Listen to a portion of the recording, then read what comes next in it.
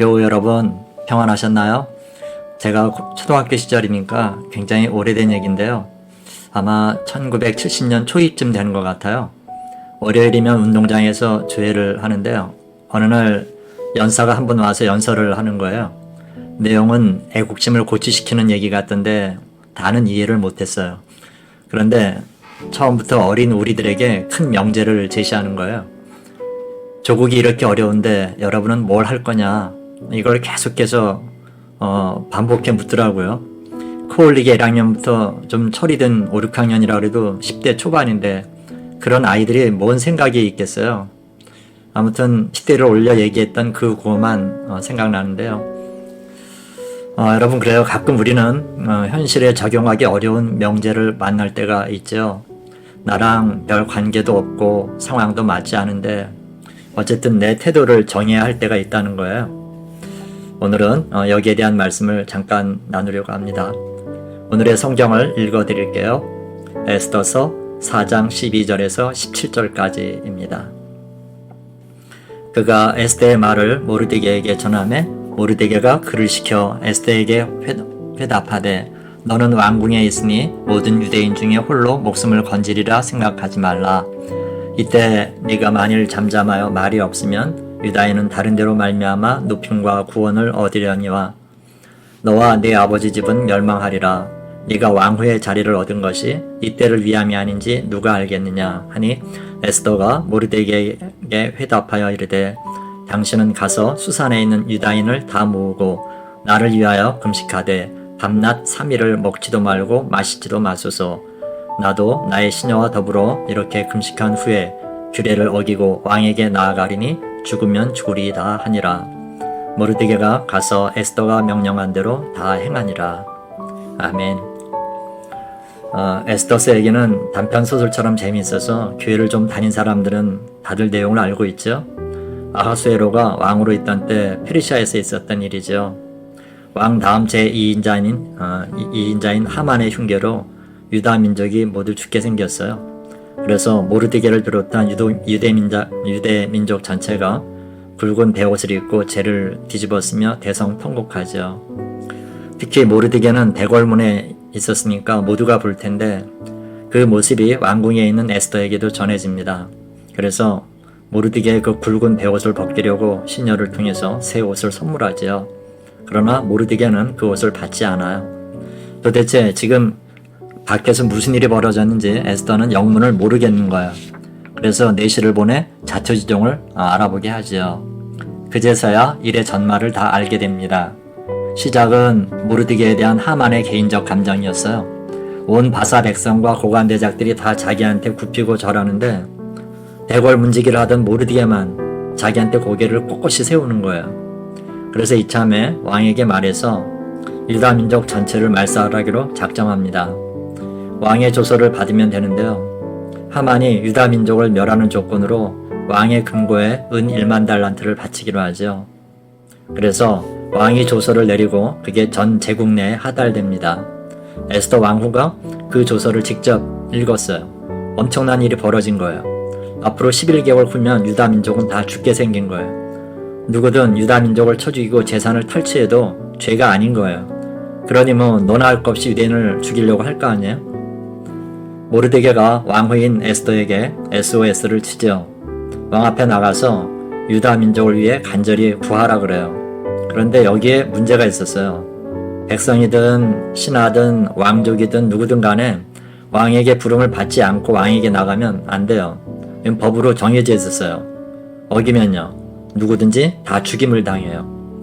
왕실의 암투가 워낙 심한 때였으니까 함부로 왕 앞에 접근하지 못하게 했던 것 같은데요. 아무튼 이런 얘기를 모르드게에게 전합니다. 여러분, 여기서 우리가 알 수 있는 게 뭐죠?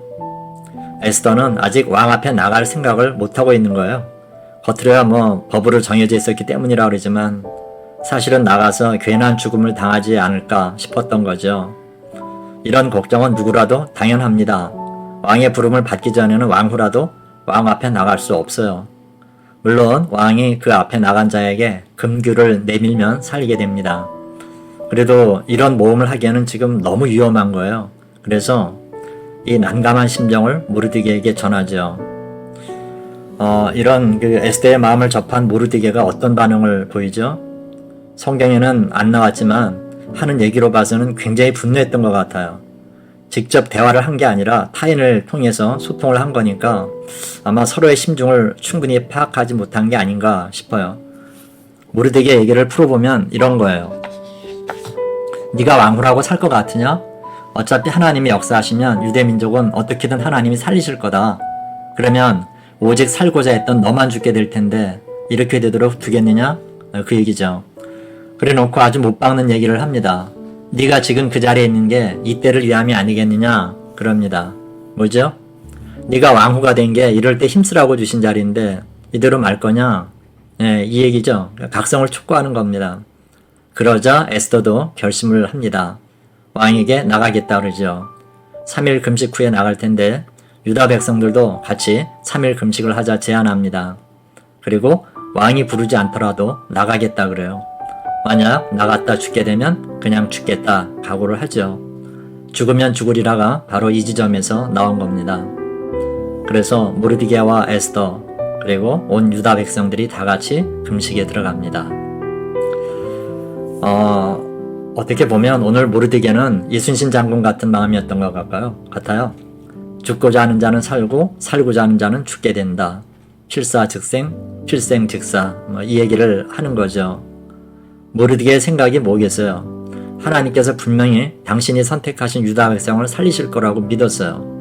그런데 에스더에겐 아직 그런 마음이 없었던 거예요. 그런데 삼촌이 네가 이 자리에 있는 게 바로 이때를 위한 게 아니겠냐 하는 그 책망조의 말을 듣고 정신이 번쩍 난 거죠. 그래서 왕에게 나가서 죽게 되면 죽겠다 그럽니다. 아비가 결단하니까 결국 딸도 결단하게 된 거죠. 여러분 오늘 모르드게와 에스더는 우리에게 울림이 깊은 한마디씩을 던지고 있죠. 이때를 위함이 아니냐 이것과 죽으면 죽으리라 하는 거예요. 오늘 우리가 생각할 게 이겁니다. 지금 이 사건은 한 민족 전체의 명운이 달린 일이에요. 그래서 결단을 촉구하는 건데 실제 우리한테 이런 일이 생기겠어요? 만약 이런 일이 진짜 일어나면 워낙 명분이 크니까 누구라도 할 거예요. 근데 지금은 그런 게 아니잖아요. 이때를 위함이 아니겠느냐에 걸맞는 무슨 위기가 없어요. 그러면 여러분 우리가 생각할 게 뭐겠어요? 명분을 꼭 큰 일에 맞출 것만은 아니라는 거예요. 작아 보이는 일에도 이런 자각이 있어야 한다는 거죠. 코로나 이후 한국교회는 그간의 비대면 예배 영향 때문인지 새벽기도 성도수가 큰 폭으로 줄었다 그래요. 한국교회가 새벽기도로 성장했다 해도 과언이 아닌데 이 부분이 악화되면 상황은 급속도로 나빠지겠죠. 이럴 때 내가 건강하고 여건도 되니 새벽기도를 하겠다 결심하고 실행해 보는 거예요. 주님께서 내 환경을 이렇게나마 주신 것은 이때를 위함이 아니겠어요? 그래서 나오지 않는 사람들을 독려할 수도 있고 또 어떻게든 전도해서 데려올 생각을 하는 거죠. 내가 우리 교회 집사로, 권사로, 장로로, 성도로 부름받은 게 이때를 위함이 아니냐 스스로 깨달을 수 있어야 한다는 거예요. 또는 지금 다들 교회마다 재정적으로 힘겨워하고 있잖아요. 하나님이 내게 물질 주신 게 이때를 위함이 아니냐 생각하면서 있는 힘 다해 드리는 거. 이런 것도 알고 보면 다 이런 때 필요한 자각인 거죠. 그러니까 이때를 위함이 아니냐를 작은 규모로라도 발동시키라는 게 주님의 메시지인 거예요. 죽으면 죽으리라도 그것도 마찬가지입니다. 실제 우리 생활 중에 이런 죽을 일이 생기겠어요? 갑자기 헌법이 바뀌어서 예수 믿는 자들은 사형에 처함 이런 법이 나오겠냐고요. 아니면 여러분들이 아프리카나 아마존 우주에 가서 누구처럼 전도하다 죽음당하는 그런 일이 생길까요? 이 선교사님들 얘기를 들어보니까 요즘은 아무리 오지라 그래도 그런 무식한 종족은 없다 그래요. 그러면 오늘 죽으면 죽으리라 하는 것도 역시 마찬가지 아니겠어요? 생활 속에서 조그마한 것들을 희생하라는 거예요.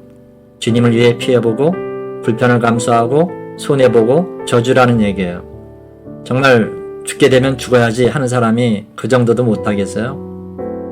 여러분 하나님은 우리에게 특별한 삶을 살게 하시지 않았어요. 땀 흘려 일하고 밥 해먹고 예배드리며 혹여 예수 믿지 않는 사람이 있으면 전도하면서 그렇게 살도록 하셨어요. 그렇기 때문에 이때를 위함이 아니겠느냐 또는 죽으면 죽으리라 이런 상황이 잘 안 나와요. 하지만 그런 각오로 살라는 거예요. 자기 있는 위치를 최대한 활용하고 또 주님을 향한 강한 헌신의 마음으로 일상을 살라는 거죠. 그러면 그게 결국 사람을 살리는 일이 되는 거예요. 뭐 한민족 전체를 살려야 살리는 건가요? 뭔가 영향을 줘서 영혼을 깨우고 구원 얻게 하는 것도 하나님이 춤추며 좋아하실 일이라는 거 꼭 유념하시기 바랍니다. 소박하게라도 오늘의 말씀을 지켜서 하나님께 영광 돌려드리고 우리는 매일 기쁨과 감사의 삶을 살게 됐으면 좋겠어요. 그저 이때를 위함이 아니냐, 죽으면 죽으리라 하는 말을 늘 되뇌임으로만도 각오가 새로워질 거예요. 그렇게 사십시다. 주의 은혜와 사랑이 오늘도 저와 여러분에게 함께 하시기를 주님의 이름으로 축원합니다. 아멘. 기도하겠습니다. 하나님 아버지 감사합니다. 이때를 위함이 아니냐 또는 죽으면 죽으리라 하는 그런 일들을 발동시킬 일이 얼마나 있겠습니까? 그러나 주님, 우리 주님의 뜻은 다른 데 있는 것을 압니다. 실제 그런 일이 생길 때 우리로 하여금 용기를 갖게 하라는 그 말씀과 또 하나는 생활 가운데도 이런 마음으로 모든 일들을 실천하라는 말씀으로 저희는 압니다. 도와주셔서 아버지 하나님 그렇게 살도록